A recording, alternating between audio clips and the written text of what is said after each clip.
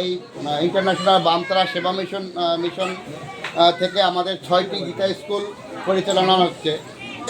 আমাদের এই শাখার আমাদের এই গীতা স্কুল তারা মায়ের মন্দিরের শাখার স্কুল বিগত দিন অনিবার্য কারণে বশত বন্ধ ছিল।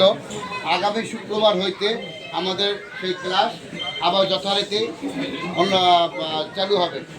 ভক্তগণ, আমাদের এই যে পূজা বছরের 52 সপ্তাহ পূজা, এই 52 সপ্তাহ পূজার আয়োজন আমাদের মন্দির কমিটির সদস্যরা এবং বিভিন্ন ভক্তদের দ্বারা পরিচালিত হয়।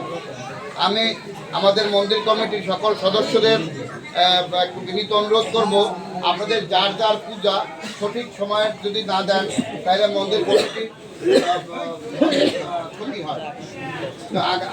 এবছর থেকে আমরা সব সদস্যদের বিনীত অনুরোধ করব যে আপনারা যার যার পূজা আপনাদের নির্ধারিত টাইম অনুসারে পূজা দেবেন। আর ভক্তগণ, আরেকটি আবেদন, আমাদের গৌরনদীর বন্দরের ব্যবসায়ী আপনারা সবাই চেনেন, বাবু স্বপন ঘোষ, ট্রেইলার্সের ব্যবসায়ী, উনি কঠিন রোগে আক্রান্ত। আমরা আজকে ওনার রোগ মুক্তি কামনা করে মায়ের কাছে 1 মিনিট প্রার্থনা করব, তারপরে ধ্বনি দিয়ে প্রসাদ দেব। হরে কৃষ্ণ।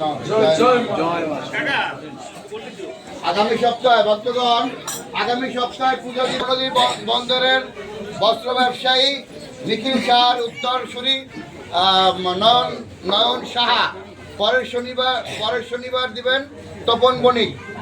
জয় মা তারা।